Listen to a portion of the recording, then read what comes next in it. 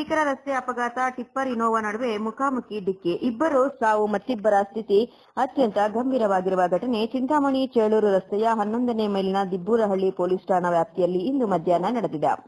ಅಪಘಾತದಲ್ಲಿ ಮೃತಪಟ್ಟವರನ್ನ ಬಾಗೇಪಲ್ಲಿಯ 25 ವರ್ಷದ ನಾಗರಾಜ ರೆಡ್ಡಿ, 34 ವರ್ಷದ ಅನಿತಾ ಮತ್ತು ಆಕೆಯ ಮಕ್ಕಳಾದ 18 ವರ್ಷದ ಅರವಿಂದ್ ಮತ್ತು 14 ವರ್ಷದ ಪ್ರಗತಿ ಎಂದು ಗುರುತಿಸಲಾಗಿದೆ.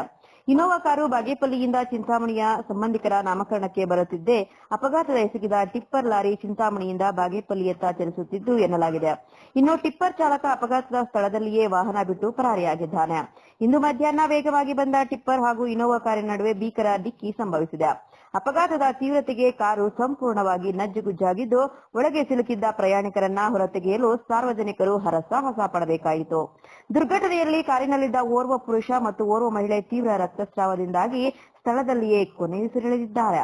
ಉಳಿದ ಇಬ್ಬರು ಮಕ್ಕಳು ಗಂಭೀರವಾಗಿ ಗಾಯಗೊಂಡಿದ್ದು, ಅವರನ್ನ ತಕ್ಷಣವೇ ಚಿಂತಾಮಣಿ ನಗರದ ಸಾರ್ವಜನಿಕ ಆಸ್ಪತ್ರೆಗೆ ದಾಖಲಿಸಲಾಗಿದೆ. ಸದ್ಯ ಗಾಯಾಳುಗಳು ಸಾವು ಬದುಕಿನ ನಡುವೆ ಹೋರಾಟ ನಡೆಸುತ್ತಿದ್ದು, ಅವರನ್ನ ಹೆಚ್ಚಿನ ಚಿಕಿತ್ಸೆಗಾಗಿ ಬೆಂಗಳೂರು ಆಸ್ಪತ್ರೆಗೆ ರವಾನಿಸಲಾಗಿದೆ.